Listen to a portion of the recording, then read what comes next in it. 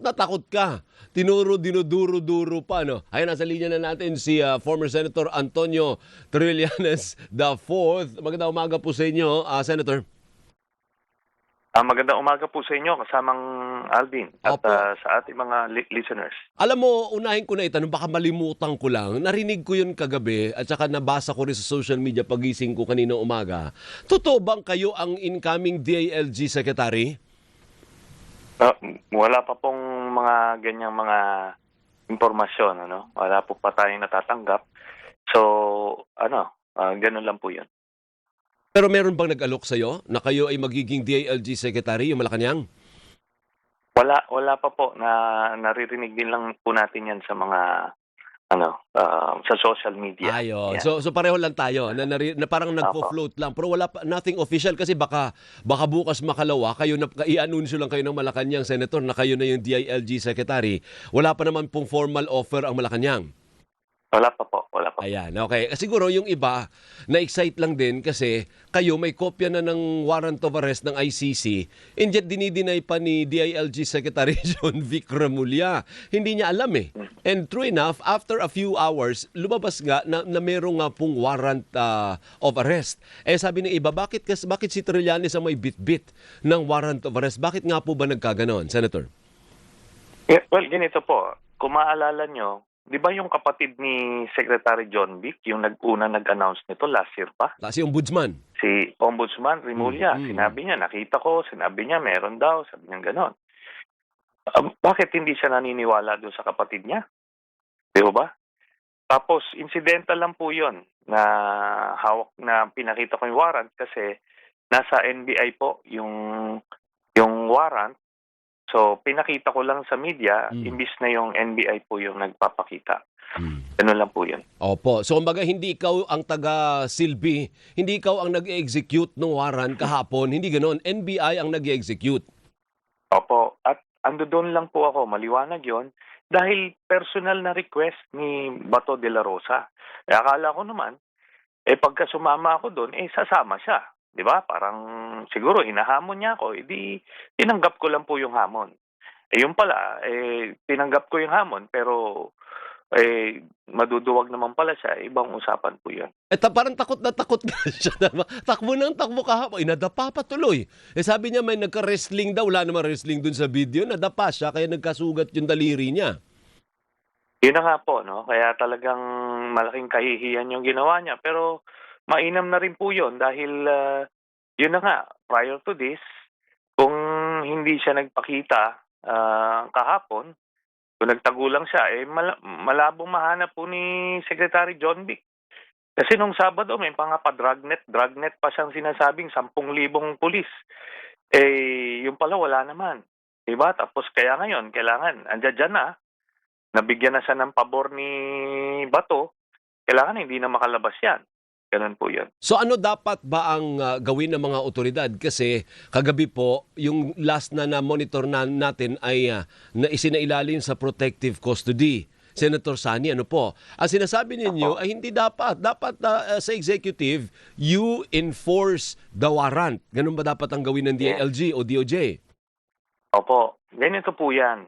Wala pong protective custody na sinasabi na Opo. may isang international criminal, international fugitive na kukupkupin ng Senado. Wala pong ganon. Ang nakalagay sa konstitusyon, yung senador na may krimen na 6 years or below.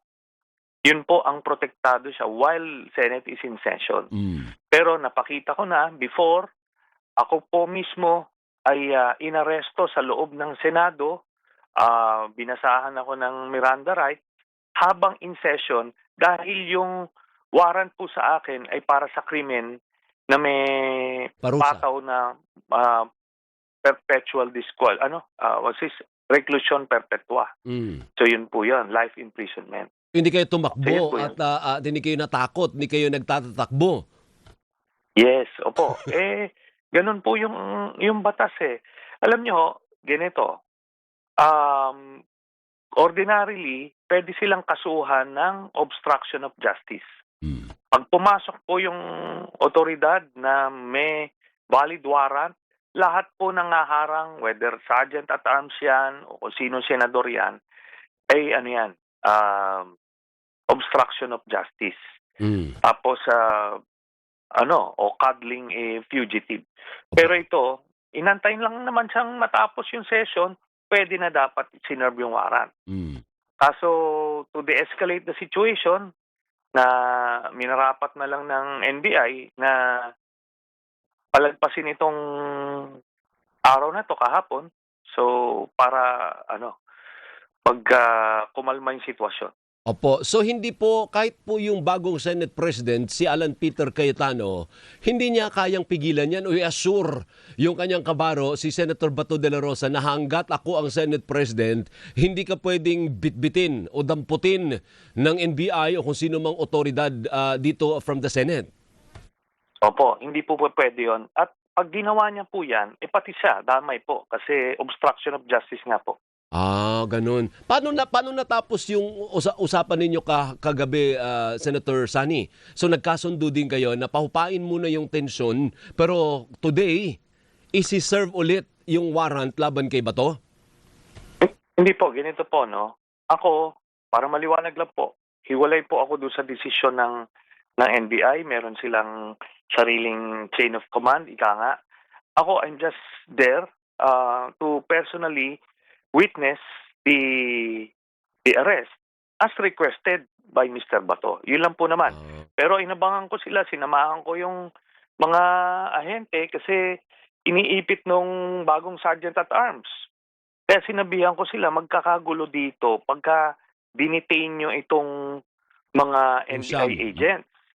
So kaya yun po yung sinamahan ko pa sila hanggang dulo para lang mahimasmasan ito kasi may bagong sergeant at arms na bata ni Duterte, ni Bato, no? Na DDS yan, di kaagad-agad, nagsiga-siga kaagad. Hindi naman niya alam yung lugar. Dahil itong mga law enforcers na 'to, they were just doing their job, trying to serve a valid warrant. Kaya hindi mo puwedeng i-de-detain yan because of that. So ngayon, di yung isang nagtangka talagang siya mismo yung aarestuhin. Hmm. Nagkakiskisan po dun kagabi. Ayun. Pero may bahid politika din po kasi yung issue, hindi lang sa matter of law enforcement. Kasi pag inaresto si Senator Bato, o di 12 na lang yun yung may iwang senador ni newly installed Senate President Alan Peter Cayetano. Hindi ba para siyang may aspetong political din na kaya siya lumutang para magkaroon sila ng 13 at mapalitan ng liderato sa Senado, hindi ho ba? Gano'n na nga po 'yan. But hindi naman po puwedeng maging hadlang 'yon do'n sa pagse-serve ng warrant. Gano'n lang po 'yon. Opo, opo. So paano yan for today, Senator Sani, are you going back to the Senate to witness kung i-execute ng executive yung warrant of arrest laban kay Senator Bato? Hindi na po kasi apparently talagang, may intensyon siyang magtago sa batas. Alam niyo ito lang Alvin, Opo. isi-stress ko lang po ito. Sige lang. Itong warrant of arrest na inisyu ng ICC, ito ay bunga ng investigasyon doon sa mga ginawang krimen neto nila Bato de la Rosa, nila Digong, Bongo at iba pa.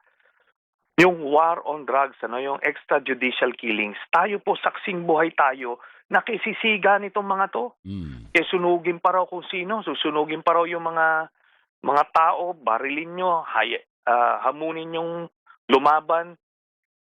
Siya po ang namuno ng PNP kung saang libo-libong Pilipino yung nangamatay. Siya po ang may kakayanan tigilin yon. Kasi iba ang mandato ng PNP to serve and protect. Pero naging kasangkapan yung PNP under him that time na pumatay ng libo-libong Pilipino. Kaya po siya may warrant. Hindi po ito sa soberanya o ano-anong pinagsasabi niya. Gumawa ka ng krimen di managot ka. Ganun lang po kasimple yun. Po. And do you expect Senator Bato to also be brought to The Hague? Dapat dalhin din yan sa The Hague at humarap sa pagliliti, Senator. Opo, sooner or later, darating po tayo dyan. Yun po ang dito. Kasi ito, kumakapit siya sa patalim na itong si Sara Duterte magiging presidente para mapoproteksyonan siya.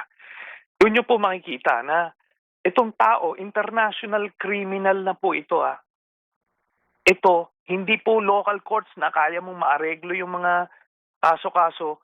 Doon po sa ICC, hindi mo kayang aregluhin. Kaya nagtatago po ito. Ganun lang po kasimple yan. At, pero ultimately, mananagot at mananagot siya. Senator, before we end, nabanggit nyo na rin lang si Vice President Sara Duterte. Ano pong reaksyon ninyo na 257 congressmen ang nag-approve ng articles of impeachment, pero ngayon nanganganib dahil ang Senado lalabas, mukhang mas maraming Duterte allies kumpara sa nakaraang liderato? Hindi naman po, no? Well, unang-una nakakalungkot at nasapawan yung magandang historic na moment na yon. 257 congressmen, Dami. representante ng taong bayan nagsentensya sa kanya. Ngayon, ito nasapawan nung nangyari kahapon sa Senado. Pero yung leadership change hindi necessarily kung yun ng boto doon kay Alan, yun ang boto sa acquittal. Hindi po, mahaba yan. Pag nakita nila yung ebidensya, marami dyan mga senador, baliktarin yan yung mga ibang tao doon, depende sa makikita nila o pulso ng taong bayan. So confident pa rin kayo na despite the change in the leadership sa Senate, pag nakita nila yung isang katerbang ebidensya, they will convict and they will remove the sitting Vice President? Ganito na lang po, confident din ako na hindi din tatagal yan si Alan Cayetano as Senate President. Sige, hanggang dyan muna, Senator Ganun na Sani. Maraming salamat po. Mabuhay po kayo. Thank you. Mabuhay po kayo. Si Senator Antonio Sani Trillanos IV.